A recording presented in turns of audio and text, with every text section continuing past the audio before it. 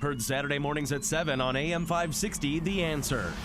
This is Chicago's Morning Answer. Please go away. Let me sleep for the love of God. On AM 560, The Answer. Dan and Amy, the other day, our friend from thefederalist.com, Molly Hemingway, was on with our other friend, Brett Baer, hosting special reports. I thought she summed up the explanation for why Nancy Pelosi is talking in circles, as well as some of her colleagues, but particularly Pelosi, fairly well. You have Nancy Pelosi claiming that the obstruction is right in front of us and you can see it with your own eyes. And I think what they're really trying to say is we're very frustrated that Donald Trump is president and we really wish he were not president. And we really have an angry base who would very much like to see him go. That's fine. Impeachment is a political process. If they think they have a political case to make for removing him, they should go forth with that. But really, this is a difficult situation for them because they have a base that got whipped up into a frenzy through false reports that they participated in. And now they're wondering what happened. They put all their cards on this Mueller probe and came up with nothing. And it's very difficult for them to deal with. I think that's a pretty good explanation for what you're hearing and why your head is spinning when you listen to Nancy Pelosi over the last 48 hours take every possible position on the issue imaginable. I think Hemingway has it sussed out right. Well, yeah, and Nancy Pelosi yesterday, she made it a little personal. She said that President Trump's family needs to stage an intervention. But the president, again, stormed out. I think, first pound the table, walk out the door. Mm-hmm. Right? Next time, have the TV cameras in there while I have my say. That didn't work for him either. And now this time, another temper tantrum. Again, I pray for the President of the United States. I wish that his family or his administration or his staff would have an intervention for the good of the country. I'm sure he appreciates the thoughts and prayers here. Obviously, the Nikita Khrushchev moment Nancy Pelosi has allegedly invented was rejected by those in the room, not just the president, but Kellyanne Conway and Mercedes Schlapp and others. Regardless, I mean, who really cares, honestly? The snippy words were had between Pelosi, Schumer, and Trump. And the president is staying on offense, and frankly, so is Trump Jr. He's even maybe more on offense than his old man, chip off the old block. He was on Fox and Friends yesterday talking about, the cover-up that Pelosi alleged, as well as his forthcoming return trip before the Senate Intel Committee. Well, the reality is the Democrats, they're not dealing in good faith. We know that, right? First, it was collusion. That failed miserably. Then it was obstruction. Now the newest soundbite is it's a cover-up. Well, if there was none of the other things, what exactly are you covering up? It's a fair question. He also not afraid to take on Republicans that are essentially capitulating to Democrats in his view. I've always said I'm going to be reasonable. No one's spoken to these guys more than I have. I've done almost 30 hours of testimony about nonsense. Been fully cleared. By the way, the Mueller report cites my congressional testimony, cites my Senate testimony. Mm-hmm. It cites my Twitter feed. And he sort of indicated that Richard Burr, the chairman of the Senate Intel Committee, a little bit weak in capitulating the Democrats and doing this all over again. But okay, he's going to do it. For more on this whole imbroglio this week, we're pleased to be joined by David Drucker, senior political correspondent for the Washington Examiner, WashingtonExaminer.com. David, thanks for joining us. Appreciate it. Yeah, good to be here. I don't want to do the whole, who won the week kind of thing, but I do want to get your sense of what you think the trajectory is on this story. Is what we have seen this week just going to be rinsed and repeated for the next 16 months with every new news peg, report coming out, email being released, incendiary statement being tweeted? We're just going to do this for 16 months. Well, you realize we've been doing this for 2 years, and I think we're going to do it for the full 4 years. And I like to joke that the biggest evergreen story in Washington is Trump's fumes.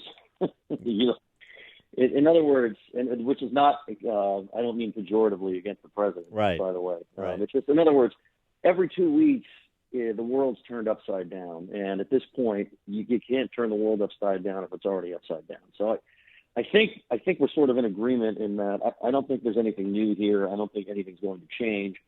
I do think that there are both advantages and pitfalls for both sides. I don't think anybody really ever wins permanently or loses permanently in the politics of all of this. And I think, ultimately the voters are going to make a decision next year based on the president and whoever the Democratic nominee is. And so I like to tell both sides you shouldn't take anything for granted, because on the one hand, Trump has a strong hand to play and he's pretty good at it. On the other hand, the Democratic nominee, there's a good chance that this nominee will be likable, trustworthy, and not under investigation by the Federal Bureau of Investigation. And that will make a huge difference in the race compared to the race against Hillary Clinton, unless they just nominate somebody that's so ideologically unacceptable that the Democrats cannot take advantage of some of the political terrain out there that might be promising for them. Well, who do you think that person will be? Well, it's impossible to know right now. I mean, it's my job to be able to answer that question, and I try and figure it out every day. But, I think if you look at the Democratic race, I think most of the candidates won't end up as the nominee. But, I think Joe Biden has turned out to be a lot stronger out of the gate than many people thought. I think Elizabeth Warren is a good buy opportunity right now, because I think she may have a lot more legs than people assume. You can't count out Bernie. I think Kamala Harris has a lot of tools that could make her a strong candidate in the primary and put her in a position to win. And, so you keep your eye on a lot of these candidates. I think when you have a field this vast, there are lots of opportunities to rise if voters aren't satisfied.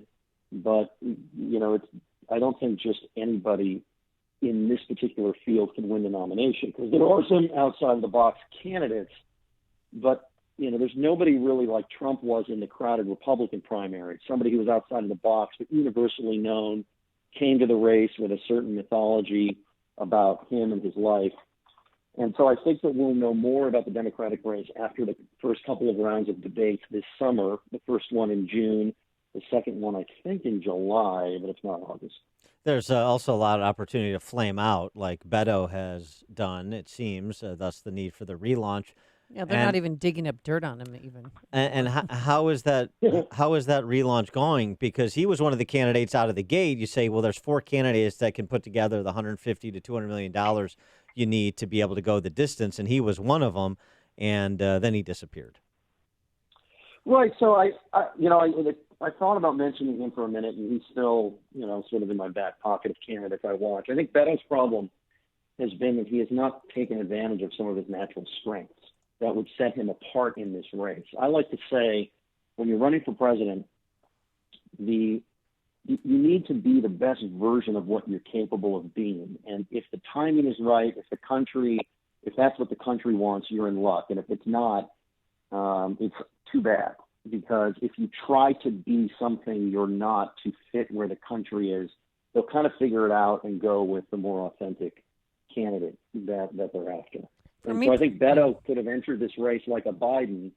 Look, I'm from Texas. I'm not, a doctrinaire liberal, even though I'm extremely liberal anyway.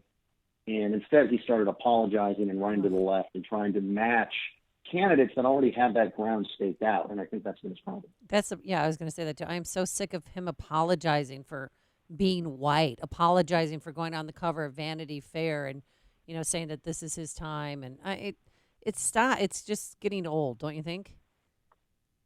I still think it's working, and that's the problem. Yeah. This kind of thing never works.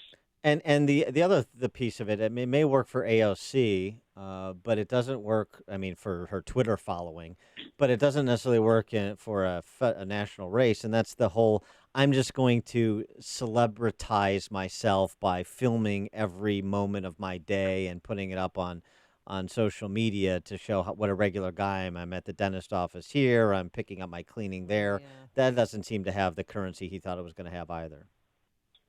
Well, I think that would work if the other things were working. Look, I don't want to see the guy getting a haircut or taking a shower or whatever the heck it is he's Instagramming. But my point is that's not really, in my view, his problem. My view is that he's so far squandered his strength. Yeah. He squandered who he appeared to be. He did not. He is a very liberal Democrat, and I think that was pretty clear in his Senate race. But he did not run as a Bernie Sanders or Elizabeth Warren progressive. And in this race, he's tried to join up and say, no, he's glommed onto this and glommed onto that. And I think just squandered what he had to offer, which is, I know how to win. I came so close in Texas. I know how to win all over the place because I know how to talk to these people because I'm one of these people. And that would have set him apart. I think one of the reasons Biden is doing so well, for in addition to all the other reasons, is there's really nobody else doing what Biden is doing. And maybe it won't end up working. Maybe the moment's wrong. But I think there are a lot of Democratic voters that have said, that's interesting, that's different, and that's kind of appealing. And, if they want the other, well, there are 20 other candidates doing the progressive left thing, which clearly you need to win over the base. That's really important. But Biden, so far, ironically, he's been around the longest, is one of the more unique candidates in their field. And Bernie's got to be mad because everybody's stealing his messages. Well, Bernie, taking away nothing from what he achieved in 2016, was able to achieve that in part because it was only him versus Hillary. And we'll see what happens with Bernie. Too early to make decisions. He's still polling in the top tier of the field. But if you can vote for an up-and-coming progressive who appears to have more chops, then all of a sudden you maybe appreciate how Bernie has shaped the philosophy of the party over the past couple of years, but say to yourself, somebody could be a better president. Yeah, well, Bernie needs all those up-and-coming progressives to stay in to carve up the percentage of the vote that you're talking about, that distribution of the vote. I want to get your take on a story that is rather been rather underreported, considering it's about freedom of the press. I watched the White House Correspondents' Dinner. I know that every member of the press corps is an American hero. So I don't understand why they're not rallying to Brian Carmody in San Francisco. Now, the Washington Examiner's covered it. I think maybe that's where I first picked it up.